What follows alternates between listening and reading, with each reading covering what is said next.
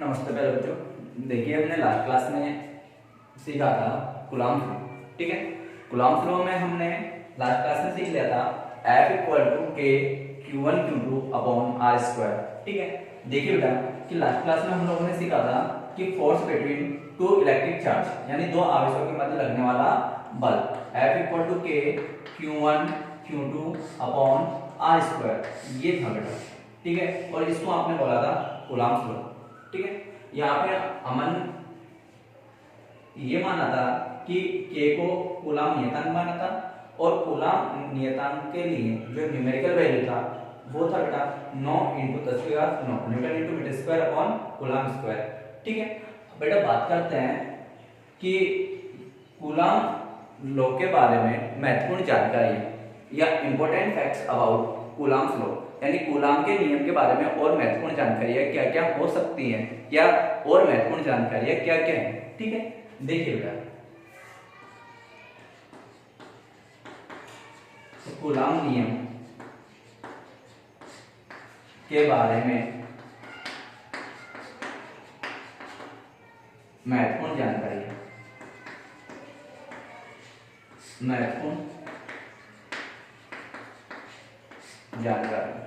कि कूलम्ब नियम के बारे में महत्वपूर्ण जानकारी है क्या क्या है। ठीक है, इस बारे में हमें बात करनी है। तो बेटा देखो कि कूलम्ब नियम है ना वो बिंदुवत चार्ज के लिए ही लागू होता है और वो चार्ज रेस्ट कंडीशन में होना चाहिए।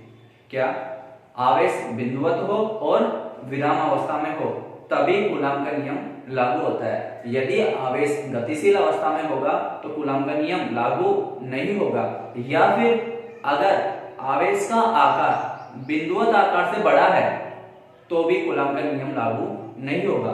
तो आपको क्या बोलना है बेटा कि कूलम्ब का नियम केवल स्थिर बिंदुवत आवेश के लिए ही लागू होता है। ठीक है, तो देखिए बेटा कि फर्स्ट पॉइंट है इसका कि कूलम्ब का नियम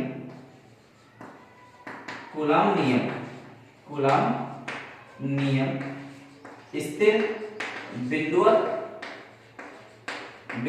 आवेशों के लिए ही लागू होता है, आवेशों के लिए ही लागू होता है।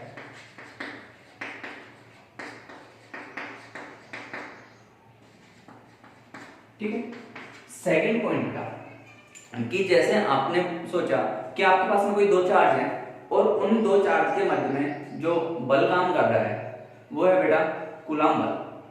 अब आपने क्या किया, उन दोनों चार्जों के आसपास में कोई तीसरा चार्ज लाके भी रख दिया, तो उस स्थिति में उन दोनों आवेशों पर लगने वाला बल तीसरे चार्ज की उपस्थिति से अफेक्टेड नहीं होगा। यानी दो आवेशों के मध्य लगने वाला बल तीसरे आवेश की उपस्थिति पर डिपेंड नहीं होता है। ठीक है, तो देखिए बेटा सेकंड पॉइंट कि दो आवेशों के मध्य लगने वाला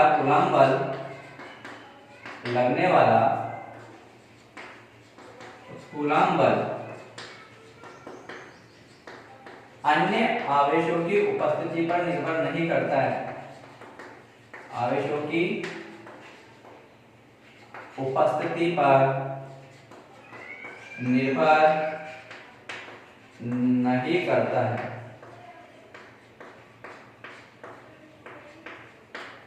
आगे बात समझ में क्या कि अगर दो आवेशों के मध्य में कोई बल काम कर रहा है तो चाहे उनके आसपास में आप थर्ड चार्ज कहीं पे भी लाके रख दो, उनके बीच में काम करने वाला बल कभी भी अफेक्टेड नहीं होगा।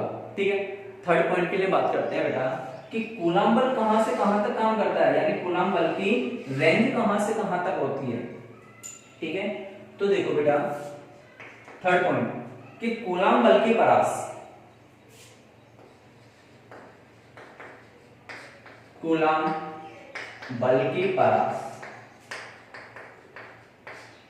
परमाणविक त्रिज्या अब बेटा कितनी होती है परमाणविक त्रिज्या 10⁻⁻15 मीटर यानी एक फर्मी से कुछ किलोमीटर तक होती है, कुछ किलोमीटर तक होती है। आ रही है बात समझ में? चलो अब बेटा कि बात करते हैं कि कूलाम के नियम में आप लोगों ने देखा कि F equal to k Q1 Q2 upon r square. तो F व्युत्क्रमानुपाती है आर स्क्वायर के, तो आप क्या बोलोगे कि कूलाम का नियम व्युत्क्रम वर्ग नियम की पालना करता है। ठीक है, तो थर्ड पॉइंट हुआ बेटा कूलाम नियम, कूलाम नियम व्युत्क्रम वर्ग नियम की पालना करता है।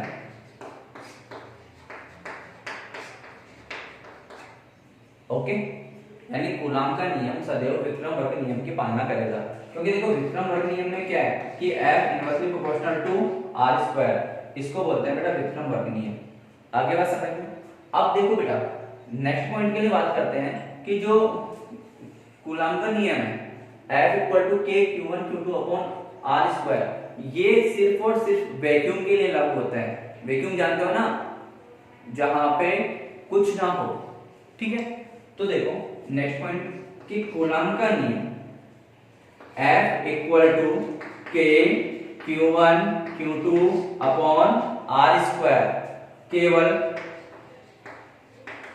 निर्वात के लिए लागू होता है यदि माध्यम की उपस्थिति हो तो, यदि माध्यम की उपस्थिति हो तो उसे निर्वात में परिवर्तित करते हैं, निर्वात में परिवर्तित करते हैं।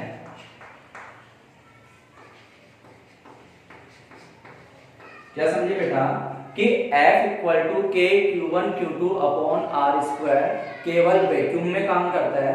अगर आपको कहीं मीडियम बता रखा हो तो मीडियम को पहले बेटा वैक्यूम में चेंज करोगे। ठीक है, तो चलो बेटा देखते हैं कि किस प्रकार से हमें चेंज करना होता है। पहले ये नोट कीजिए, ठीक है, फटाफट से नोट कीजिए बेटा। इनमें कोई प्रॉब्लम नहीं होनी चाहिए किसी को, जल्दी से नोट करो। हुआ, चलो बेटा आगे देखते हैं। किसी ने आपने बोला कि F equal to k Q1 Q2 upon r square केवल वैक्यूम के लिए लागू होता है। अगर हमें मीडियम बता रखा है तो उस मीडियम को सर वैक्यूम में किस प्रकार से चेंज करेंगे। ठीक है, चलो बात करते हैं। ठीक है,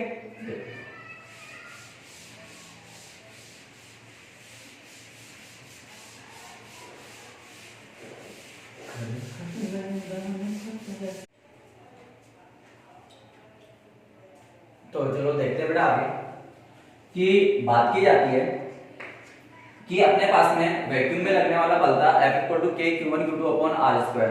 अगर माध्यम में बल हो, यानी दोनों आवेशों के मध्य माध्यम पूर्णतः भर दिया जाए तो बल का मान के गुना कम हो जाता है। ठीक है, यदि दो आवेशों के मध्य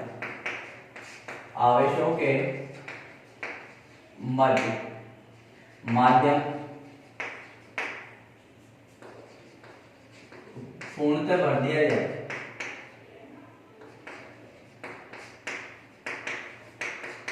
तब आवेशों के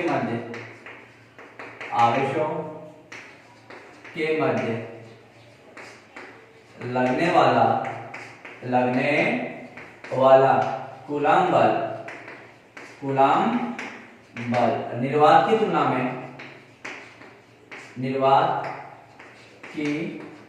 तुलना में 1/k गुना होता है,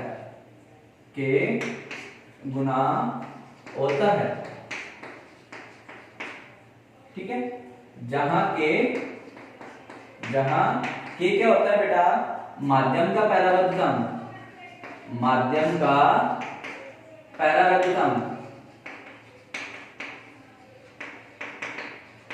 ठीक है, तो चलो बात करते हैं बेटा कि यहां सपोज कि अपने पास में एक चार्ज Q1 है और दूसरा चार्ज Q2 है।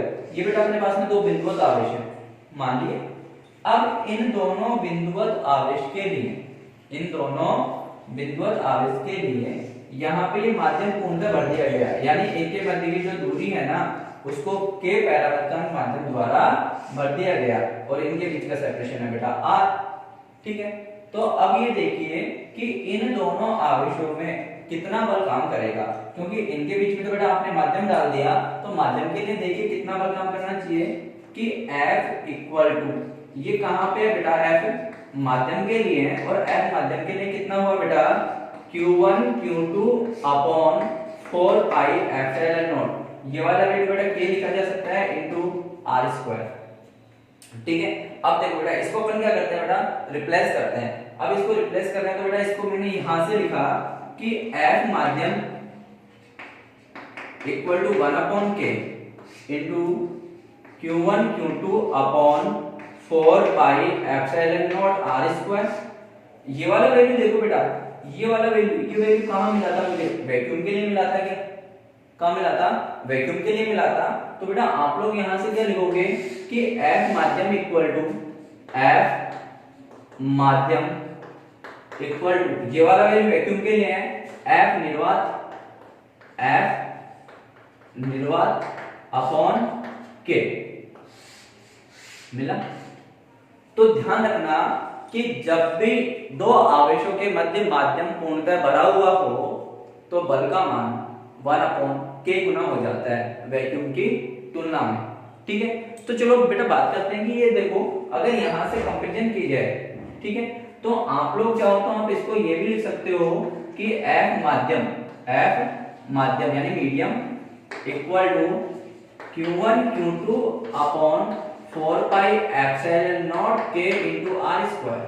अब देखिए बेटा बिल्कुल ध्यान से सुनिए कि epsilon naught into K, epsilon naught into K, इसको मैंने मान लिया बेटा एप्सिलॉन, ये हुआ एप्सिलॉन नॉट इनटू K। ये जो एप्सिलॉन है ना, इस एप्सिलॉन को कहा जाता है माध्यम की वैद्युतशीलता।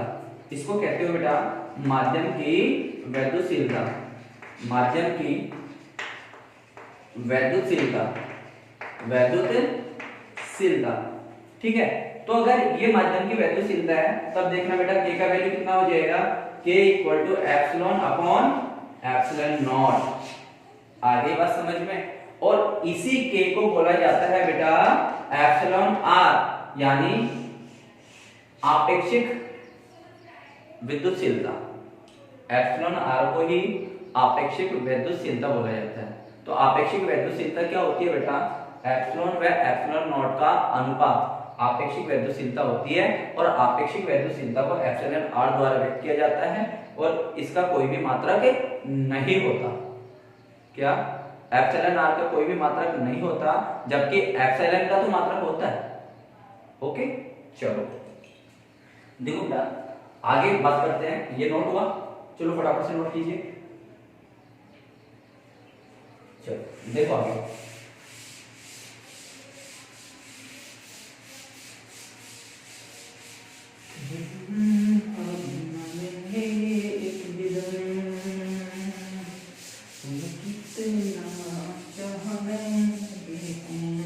वो बेटा ये नोट। चलो अब बेटा अपने बात की कि एप्सिलॉन r को आप लोगों ने बोला आपेक्षिक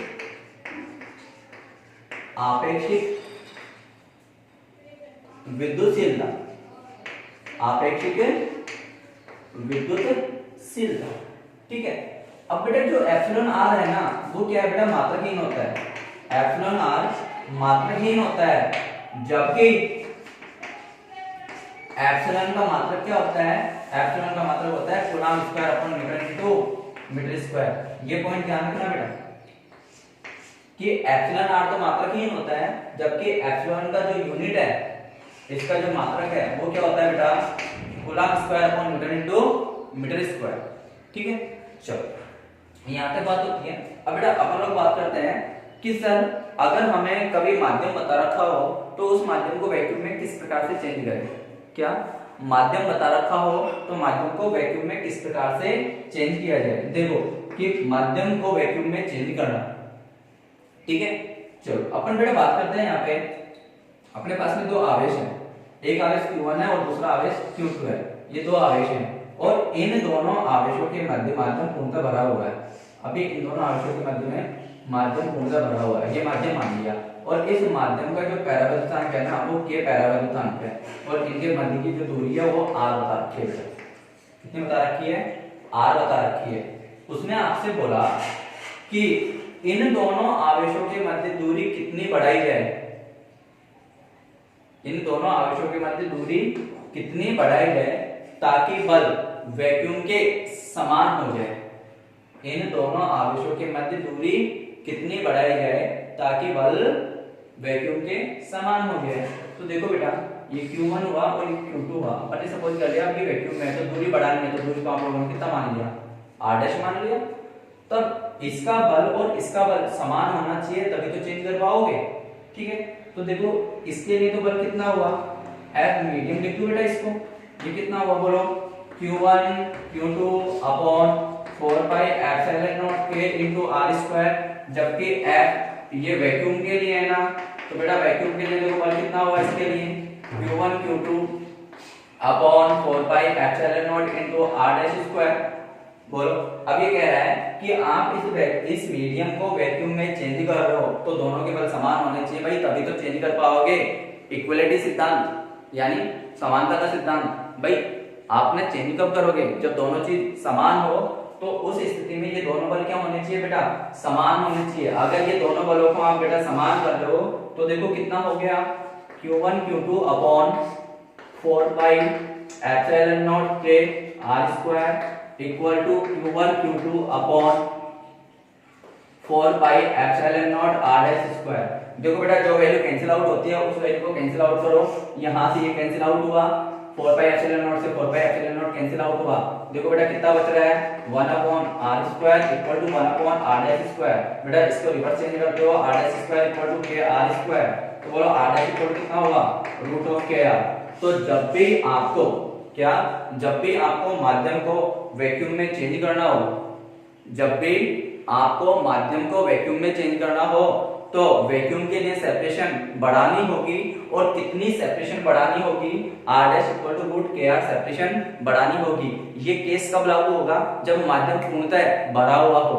अब बेटा बात करते हैं कि यदि माध्यम आंशिक रूप से होता, क्या यदि माध्यम आंशिक रूप से होता, उस स्थिति में लगने वाला बल कितना होता?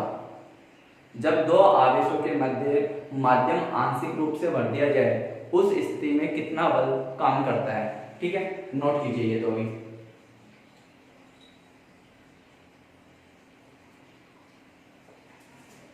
हुआ बेटा नोट? चलो देखते हैं बेटा आगे।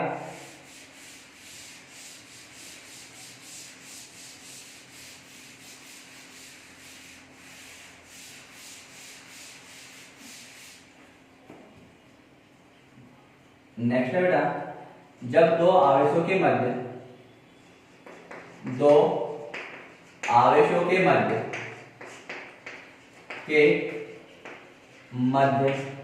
माध्यम आंशिक रूप से भरा हो, आंशिक रूप से भरा हो, जब माध्यम आंशिक रूप से भरा हुआ होगा यानी पार्शियली फिल होगा, उस स्थिति में दोनों चार्ज के बीच में कितना फोर्स काम कर रहा होगा। ठीक है, तो बेटा अपन को क्या सिद्धांत काम में लेना है? माध्यम को वैक्यूम में चेंज करना है। ठीक है, देखो बिल्कुल ध्यान से, न्यूमेरिकल सेक्शन है और अच्छा है बेटा, बिल्कुल ध्यान से देखते चलना। ये बेटा आपके पास में कोई दो बिंदुओं चार्ज है Q1 और Q2। ठीक है, इन दोनों बिंदुओं चार्जों के मध्य की जो दूरी है वो दूरी है बेटा r। कितनी है? r दूरी है, और इसके बीच में मैंने t मोटाई की कोई स्लैब डाल दी, t मोटाई की कोई स्लैब डाल दी, और इस t मोटाई की स्लैब का जो परावर्तनांक है, t मोटाई की स्लैब का परावर्तनांक वो कितना है बेटा? k परावर्तनांक का कोई स्लैब डाल दिया। अब बताओ इनके बीच में लगने वाला बल अफेक्टेड होगा? जरूर होगा। अब वो बल कितना लग रहा होगा इस बारे में हमें कैलकुलेशन करनी है। ठीक है, तो बेटा क्या याद रखोगे कि जब भी माध्यम आए तो माध्यम को वैक्यूम में चेंज करना होता है, और कितना चेंज करना होता है भाई? यहाँ तक के लिए तो माध्यम कंप्लीटली फिल है ना। तो देखो बेटा इसको अपन रिप्लेस करके चेंज करते हैं।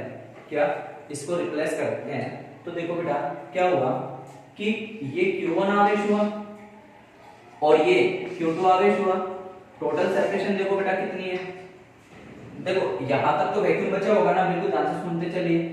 यहाँ तक तो वैक्यूम बचा होगा, कितना बचा होगा r माइनस टी, यानी r माइनस टी में तो वैक्यूम का बल लग रहा है, इसमें तो हमें कोई भी छेड़खानी नहीं करनी। अब हमें क्या करना है बेटा, माध्यम को चेंज करना है, किसमें, वैक्यूम में चेंज करना है। भाई यहाँ से यहाँ तक का माध्यम देखो कैसा है, कंप्लीटली फिल है, और कंप्लीटली फिल माध्यम को वैक्यूम में चेंज करने के लिए सेपरेशन को बढ़ाना होता है, और सेपरेशन को कितना करना होता है, रूट के इंटू माध्यम का सेपरेशन। तो यहाँ पे कितना बढ़ाना होगा, रूट के इंटू टी, ठीक है। तो देखो बेटा आपने क्या किया कि यहाँ से लेकर सर यहाँ तक तो ये सेपरेशन है r माइनस टी, इसमें तो हमें कोई प्रॉब्लम ही नहीं है, लेकिन हमें क्या करना है, इस माध्यम को चेंज करना है। तो इस माध्यम को चेंज करना है तो हमें ये सेपरेशन बढ़ानी है, और ये सेपरेशन कितना लेना होगा, रूट के इंटू टी। तो बताओ बेटा टोटल सेपरेशन कितना होगा, r dash equal to r minus t plus root k into t. तो भाई बात ये हुई कि जब भी आपको आंशिक माध्यम को निर्वात में चेंज करना हो तो सेपरेशन कितना करना होगा, r minus t plus root k into t. तो देखिए बेटा जहां ये क्या है, टी क्या है, माध्यम की चौड़ाई, माध्यम की चौड़ाई। तो बेटा माध्यम में लगने वाला बल क्या, माध्यम में लगने वाला बल, और ये माध्यम में लगने वाला बल देखो कितना हुआ, ये माध्यम में लगने वाला बल हुआ Q1 Q2 upon 4 pi epsilon not. क्यों लिखा बेटा, अपन ने तो इसको वैक्यूम के समान मान लिया ना कि भाई ये टोटल सिस्टम है ना जो वैक्यूम के समान है। अब इस स्थिति में देखो सेपरेशन का स्क्वायर r डैश का स्क्वायर, तो r डैश का स्क्वायर करोगे तो बेटा कितना हो गया कि f माध्यम equal to Q1 Q2 upon 4 pi epsilon naught, separation कितना हुआ r minus t plus root k t का होल स्क्वायर, ठीक है। यानी जब भी आपको बेटा कहीं पे भी आंशिक माध्यम बता रखा हो तो आंशिक माध्यम में लगने वाला बल कितना काम करता है, इस फॉर्मूले के अकॉर्डिंग काम करता है। चलो अब आप लोग बोलोगे कि सर आपने एक बात बोली थी अभी कि जब दो आवेशों के मध्य में माध्यम पूर्णतः भरा हुआ हो तो माध्यम में लगने वाला बल वैक्यूम की तुलना में 1/k गुना हो जाता है। बिल्कुल, चलो वापस से बता देता हूँ यहीं से देख के। अगर बेटा आप बताओ कि ये माध्यम पूर्णतः भरा हुआ होता तो बताओ r इक्वल टू कितना होता, t होता ना। भाई इस सेक्शन को यहाँ तक बढ़ा दी जाती तो जितना r होता उतना t होता। तो देखो कि जब r इक्वल टू टी हो, r इक्वल टू टी का मतलब क्या हुआ कि माध्यम पूर्णतः भरा हुआ है, उस स्थिति में r इक्वल टू टी होगा। तो देखो इस r की जगह t रखोगे, t से t कैंसिल आउट हुआ, रूट के ये r हुआ तो कितना बन जाएगा टोटल। देखो उस स्थिति में f माध्यम कितना बनना चाहिए, f माध्यम बनना चाहिए उस स्थिति में Q1 Q2 upon 4 pi epsilon not के इनटू r स्क्वायर। तो आप इसको वापस से लिख सकते हो क्या कि जब माध्यम पूर्णतः भरा हुआ हो तो f माध्यम कितना होता है, f निर्वात अपॉन k। नोट कीजिए बेटा, ठीक है, नोट करो। इसके बेसिस पे हमें न्यूमेरिकल भी सोल्व करना है, ठीक है। चलो फटाफट से नोट कीजिए। बिल्कुल बेटा इंटरेस्टिंग है, ठीक है। इलेक्ट्रोस्टैटिक में बेटा ऐसी ऐसी चीज हमें चीजें सीखनी है कि न्यूमेरिकल सेक्शन हमारा फटाफट से होगा, कोई सा भी कमीशन एग्जाम हो, ठीक है। पहली चीज बेटा ये है कि आप बेसिक चीजों को बहुत अच्छे से समझो, ठीक है। जब तक बेसिक चीजें समझ में नहीं आएंगी और आप लोग सीट लेके बैठोगे तो कुछ नहीं होने वाला। पहले कंसेप्ट को अच्छे से समझो, 100% प्रत्येक न्यूमेरिकल सोल्व होगा बेटा, ठीक है। चलो नोट करो, हुआ बेटा। चलो अब बेटा बात करते हैं कि जो कूलम्ब बल है ना वो कैसा है बेटा, संरक्षी बल होता है, ठीक है। Electrostatic force is conservative force, ठीक है। अब संरक्षी बल में क्या है बेटा, संरक्षी बल का मतलब होता है कि कार्य उनके रास्ते पे डिपेंड नहीं होता, ठीक है। तो देखो कि चाहे तो वो आपसे कूलम्ब बल बोले, कूलम्ब बल, या आपसे बोले स्थिर वैद्युत के बल, स्थिर वैद्युत के बल, ये बेटा संरक्षी बल होता है, संरक्षी बल होता है। अब बेटा संरक्षी बल का मतलब क्या है कि ये बल रास्ते पे डिपेंड नहीं होता, यानी आप किस भी रास्ते पे ले जाओ, जितने भी रास्तों पे लेके जाओगे और लास्ट पॉइंट पे पहुंचाना आपको, तो संरक्षी बल में क्या होता है कि work done depend on initial position and final position, यानी उसकी आरंभिक स्थिति और अंतिम स्थिति पे डिपेंड होता है। जैसे बेटा ये देखो, ये न्यूमेरिकल आंसर पूछा हुआ है ठीक है, ये ए पॉइंट है और बी पॉइंट है, यहाँ से मैंने किसी चार्ज को मूव करवाया, मेरे पास में कोई चार्ज है, क्यू चार्ज है, और ये एक विद्युत क्षेत्र में एक रास्ते से तो मैं इसको ऐसे ले गया, एक रास्ते से मैं इसको ऐसे ले गया और एक रास्ते से मैं इसको ऐसे ले गया। इस वाले रास्ते में W1 हुआ, इस वाले में W2 हुआ और इस वाले में W3 हुआ। तो देखो कि इलेक्ट्रोस्टैटिक फोर्स में वर्क डन पाथ पे डिपेंड नहीं होता और प्रत्येक सिचुएशन में इक्वल होगा, क्योंकि उनके लिए फाइनल पोजीशन तो एक ही है। तो बताओ बेटा वर्क डन कितना हुआ कि W1 equal to W2 equal to W3। आ रही बात समझ में? ठीक है, नोट कीजिए। हो रहा है बेटा? बिल्कुल।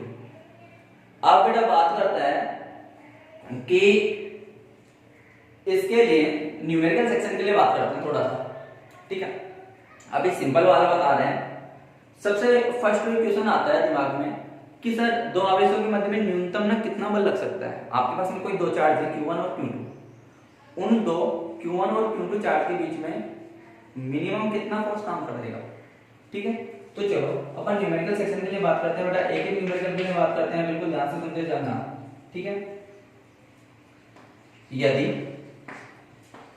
Q1 व Q2 आवेशों के मध्य दूरी 1 एंगस्ट्रॉम है, तब इनके मध्य कार्यरत न्यूनतम बल होगा।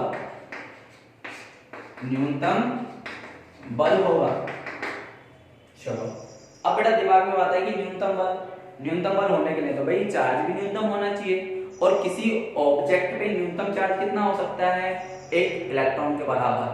तो भाई न्यूनतम दोनों के लिए मान ले तो दोनों के लिए एक एक इलेक्ट्रॉन माना जा सकता है। तो देखिए बेटा आप लोगों को पता है कि कूलम्ब फोर्स कितना होता है भाई, कूलम्ब फोर्स होता है F = K Q1 Q2 upon R², कुछ इस प्रकार से होता है। तो देखो बेटा K का वैल्यू कितना हुआ 9 × 10⁹। देखो चार्ज भाई मिनिमम फोर्स निकालने के लिए मिनिमम चार्ज चाहिए, और मिनिमम चार्ज कितना हो सकता है किसी ऑब्जेक्ट पे 1 इलेक्ट्रॉन के इक्वल हो सकता है मिनिमम चार्ज। तो मिनिमम चार्ज कितना हुआ 1.6 × 10⁻90, और सेकंड वाले पे भी इतना होना चाहिए। अब बेटा बात करते हैं सेपरेशन कितना करेगा 1 एंगस्ट्रॉम = 10⁻10 मीटर, इसका होल स्क्वायर। बेटा सिंपलीफाई करते हैं, देखो अगर आप इसको सिंपलीफाई करें तो कितना हो गया 9 × 2.56, ये कितना हुआ 38 में से ये क्या 29, ऊपर ये माइनस का 20 जाएगा, तो देखो बेटा कितना हुआ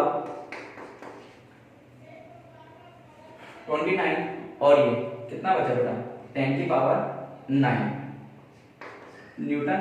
और इसको बेटा कैलकुलेट कर लो कितना हुआ 9 × 6 54, 5 9 × 45 50, 18 5 23.4 × 10⁹9 न्यूटन। यानी उन दोनों ऑब्जेक्ट के बीच में लगने वाला फोर्स कितना हो जाएगा 23.04 × 10⁹9, ठीक है। नोट कीजिए बेटा।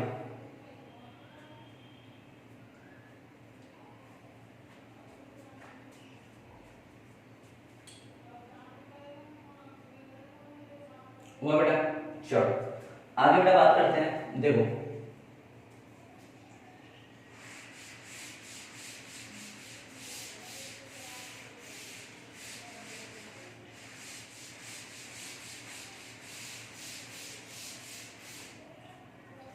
अब बेटा नेक्स्ट सिचुएशन है, नेक्स्ट एग्जांपल है। आपके पास में दो सिचुएशन बता रखी है। पहली सिचुएशन बता रखी है Q1 Q2 is greater than 0, और सेकंड सिचुएशन बता रखी है Q1 Q2 is less than 0। इन दोनों स्टेटमेंट से आप क्या समझ पा रहे हो? अगर आपको क्वेश्चन में मिला हुआ है Q1 Q2 is greater than 0, तो आप क्या समझोगे? और सेकंड सिचुएशन में मिला हुआ है Q1 Q2 लेस देन 0। तो देखो बेटा फर्स्ट वाले केस के लिए बात करते हैं, ये फर्स्ट और ये सेकंड। जब आप बात कर रहे हो कि Q1 Q2 is greater than 0, यानी दो आवेशों का गुणनफल धनात्मक है। धनात्मक गुणनफल कब हो सकता है? जब बेटा एक चार्ज Q1 है और एक चार्ज Q2 है, या तो वो दोनों ही पॉजिटिव होते या फिर वो दोनों ही नेगेटिव होते। अगर वो दोनों ही समान होते तो प्रतिक्षण काम करता, और दोनों ही नेगेटिव होते तो भी प्रतिक्षण काम करता। तो बेटा वही बात आती है कि जब भी दो आवेशों का गुणनफल जब भी दो आवेशों का गुणनफल 0 से बड़ा हो तो उनके मध्य में प्रतिकर्षण बल काम करेगा, उनके बीच में प्रतिकर्षण बल काम करेगा। ठीक है, अब बेटा सेकंड वाले में क्या बताया कि सेकंड वाली सिचुएशन में बताया कि Q1 Q2 is less than 0, यानी Q1 और Q2 का गुणनफल नेगेटिव में, भाई 0 से छोटा होगा तो नेगेटिव में होगा। अब देखिए कि इसके लिए पॉसिबिलिटी क्या बनती है कि Q1 और Q2 एक पॉजिटिव एक नेगेटिव, ये नेगेटिव है ये पॉजिटिव। अब बेटा ये तो क्या हो गए, विपरीत प्रकृति के हो गए। अब भाई प्लस इंटू माइनस माइनस और माइनस इंटू प्लस माइनस, तो विपरीत प्रकृति के आवेशों के मध्य में अट्रैक्शन होता है। तो जब भी आपको Q1 और Q2 का मल्टीपल 0 से छोटा बता रखा हो, उस सिचुएशन में बेटा उन दोनों चार्ज के बीच में क्या होगा बेटा, आकर्षण होगा। ठीक है, नोट कीजिए। हुआ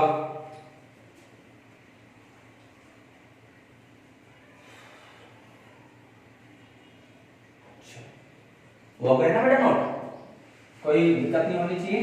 ठीक है, चलो आगे नेक्स्ट न्यूमेरिकल के लिए बात करते हैं। आपको बोला गया है कि आपके पास में कोई चार्ज है कैपिटल Q, कोई चार्ज है कैपिटल Q, उस कैपिटल Q आवेश को इस प्रकार से विभक्त कीजिए ताकि दोनों आवेशों के मध्य लगने वाला बल अधिकतम हो। ठीक है, नेक्स्ट एग्जांपल देखिए। आवेश Q को इस प्रकार विभाजित कीजिए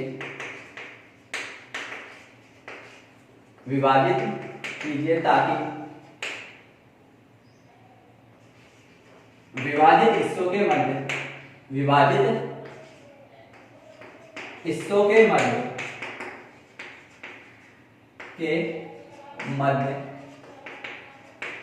लगने वाला बल अधिकतम हो।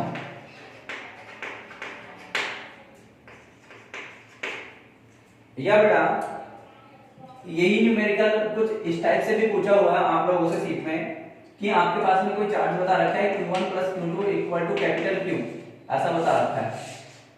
क्या Q1 plus Q2 equal to capital Q, तब Q1 और Q2 के मध्य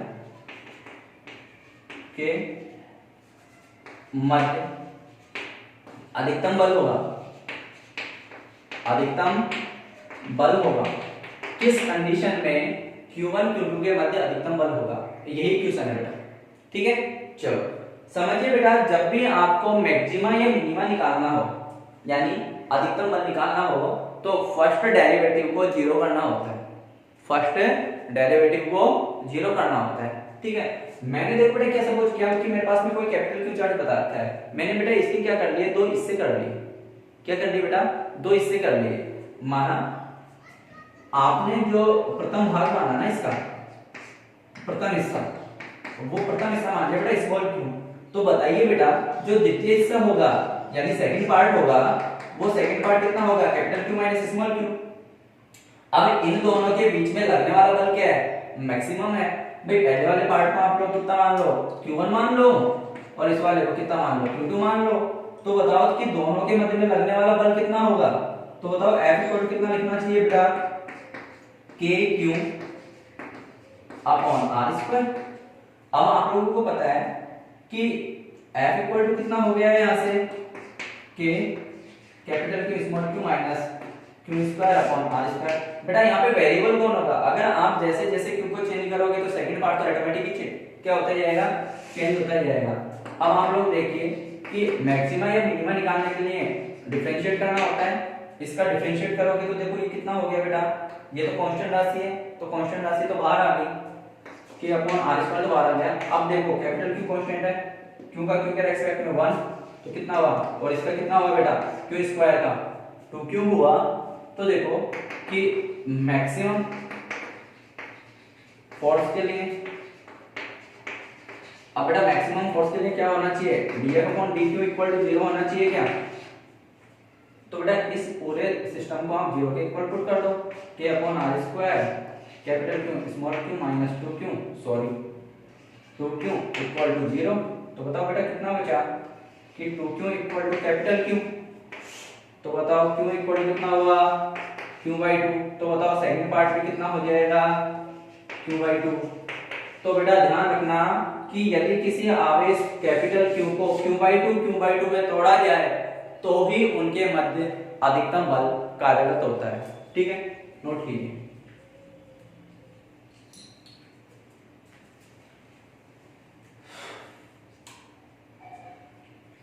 करो बेटा, जल्दी से नोट करो।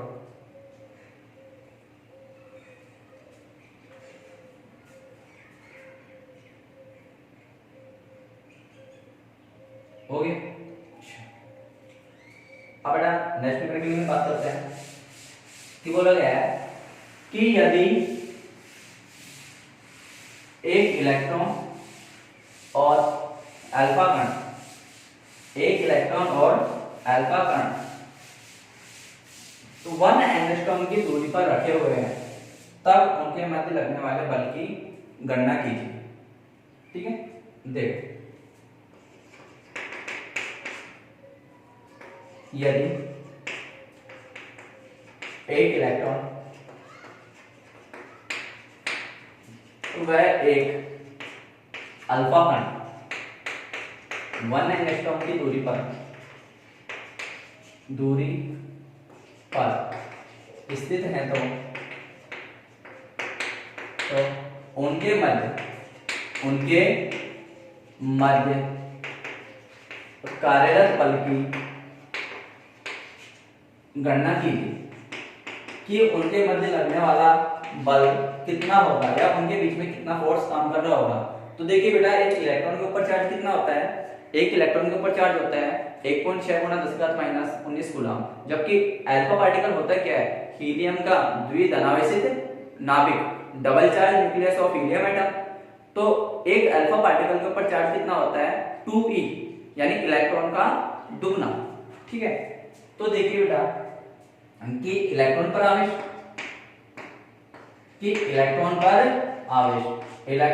होता है बेटा 1.6 गुना 10⁻⁻19 कूलम। ठीक है, बात करते हैं फिर अल्फा कण पर आवेश। कि अल्फा कण पर कितना आवेश होता है, अल्फा कण का आवेश होता है बेटा 2e। क्यों होता है बेटा ये 2e, क्योंकि अल्फा कण हीलियम का द्विधनावेशित नाभिक होता है। तो ये द्विधनावेशित नाभिक होगा तो कितना हो गया 2 × 1.6 × 10⁻⁻19 कूलम, तो कितना हुआ 3.2 × 10⁻⁻19 कूलम। ओके, तो देखिए बेटा इनके मध्य लगने वाला बल निकालना है तो F इक्वल कितना होता है बेटा K Q1 Q2 upon R²। तो बताओ F इक्वल कितना हो गया, K का वैल्यू कितना होता है 9 × 10⁻9। Q1 इलेक्ट्रॉन का आवेश कितना हुआ 1.6 × 10⁻19। Q2 क्या है अल्फा पार्टिकल का आवेश, और अल्फा पार्टिकल का आवेश कितना निकाला 3.2 × 10⁻19 अपॉन सेपरेशन कितना बता रखा है 1 एंगस्ट्रॉम। 1 एंगस्ट्रॉम का मतलब कितना होता है बेटा 10⁻−10 मीटर।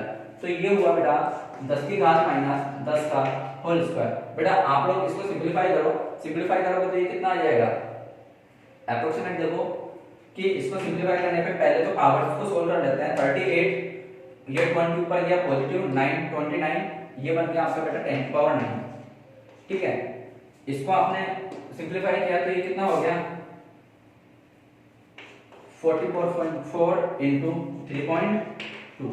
ठीक है, अब बेटा आप लोग इसको कैलकुलेट करके देख लेना, और कैलकुलेट करके देखोगे तो आपका ये आंसर वेरीफाई हो जाएगा, यानी इतना न्यूटन इस पे फोर्स काम कर रहा है। नोट कीजिए,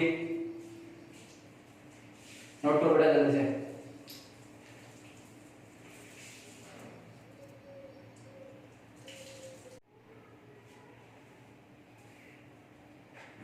हो गया बेटा नोट। अरे सॉरी बेटा सॉरी, यहाँ देखिए पावर कितना होगा 10⁻�9 होगा। ठीक है, और इसको सिंपलीफाई करके देख लेना। ठीक है ना, चलो आगे बात करते हैं बेटा। ठीक है, अच्छा कंसेप्ट है नेक्स्ट वाला। अब अपन क्या करेंगे, दो कंसेप्ट को एक साथ में मर्ज कर रहे हैं। ठीक है, मैंने आपको एक संपर्क विधि बताई थी, ठीक है ना, कॉन्टैक्ट मेथड को भी अप्लाई कर रहे हैं और कूलॉम फोर्स को भी अप्लाई कर रहे हैं। ठीक है, चलो देखते हैं।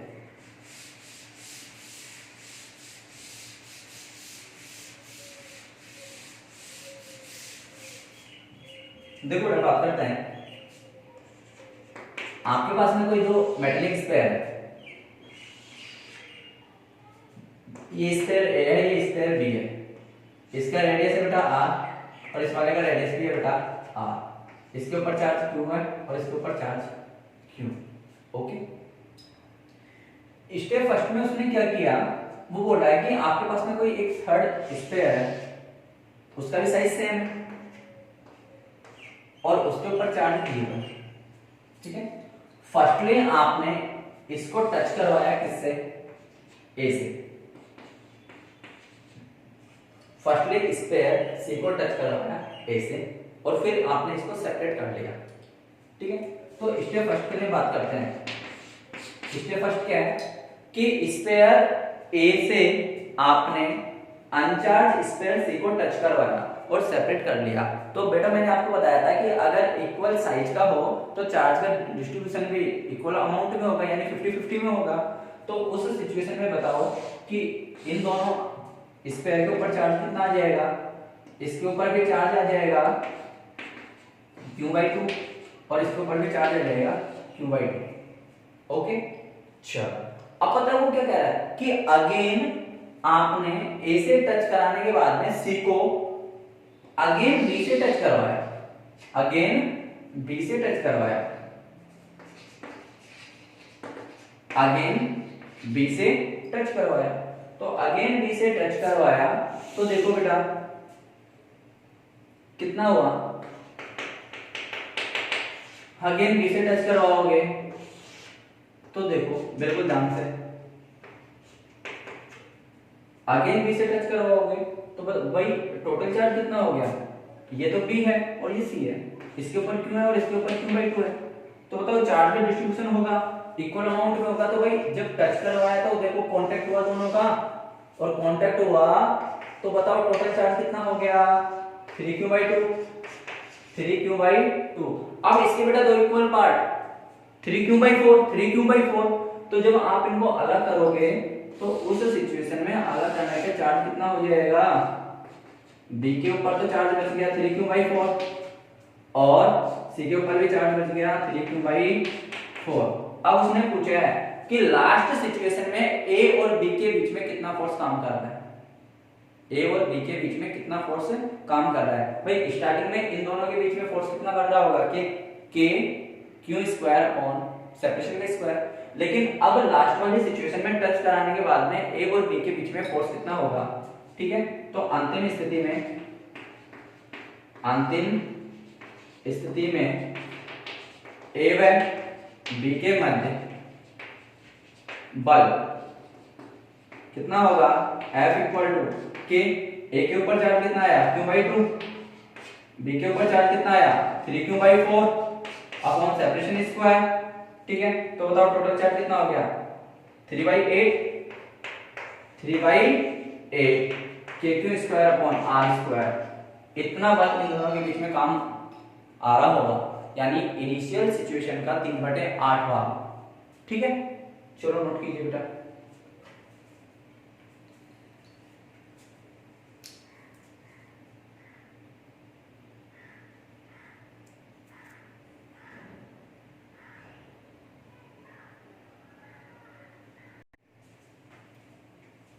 हो गया बेटा नोट। चलो नेक्स्ट न्यूमेरिकल के लिए बात करते हैं।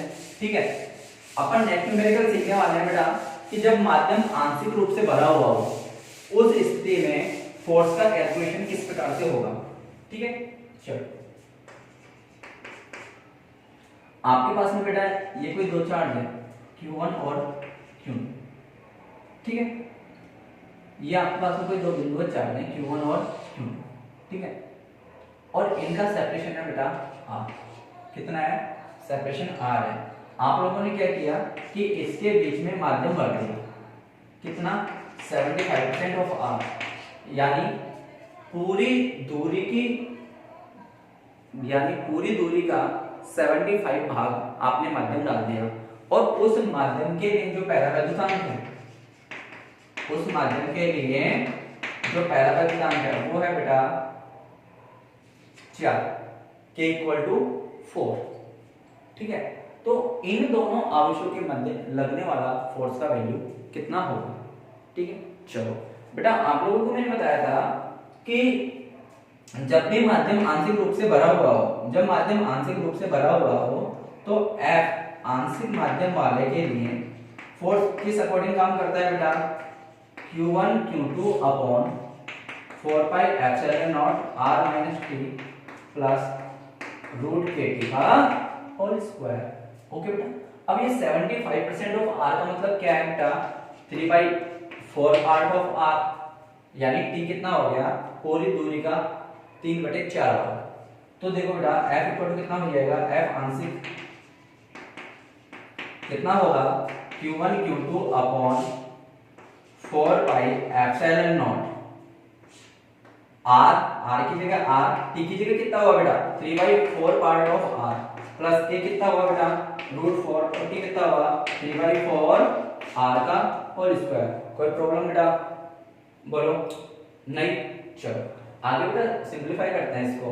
तो देखो आगे सिंपलीफाई करोगे तो कितना हो रहा है बेटा ये, कि F आंशिक रूप से जो फोर्स लग रहा है वो कितना होगा बेटा, Q1 Q2, ये बच गया बेटा 4 pi epsilon naught R minus 3/4R, तो कितना बचा बेटा, R/4 बचा। ये अगर आप इसको सिंपलीफाई करो तो ये देखो √2 आया, 2 से ये 2 टाइम्स कैंसिल आउट हुआ, अगर ये 2 से 2 टाइम्स कैंसिल आउट होगा तो बेटा कितना बचेगा, 3/2R।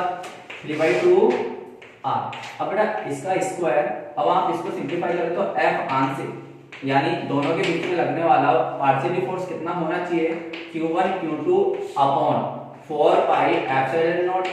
इसको हम बेटा सिंपलीफाई करोगे तो देखो एलसीएम कितना हो गया, एलसीएम हो गया बेटा 4, ये कितना पार्ट हुआ R और ये कितना हुआ 6R का होल स्क्वायर। देन इसको सिंपलीफाई करते हैं तो F आंशिक इक्वल टू कितना हुआ, 4 वाला नीचे वाला पार्ट ऊपर जाएगा तो 16 Q1 Q2 अपॉन ये कितना हो गया 7R का होल स्क्वायर यानी 49 4 pi epsilon naught R square.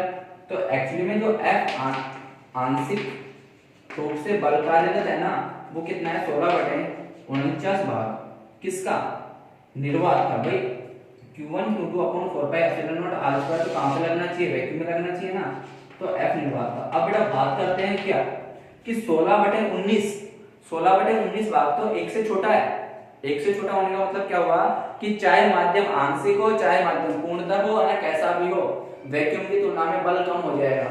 जब भी आप माध्यम में जाओगे तो माध्यम में जाने पर बल वैक्यूम की तुलना में कम हो जाएगा। ये आपका ये बेटा क्वेश्चन होता है, नोट कीजिए।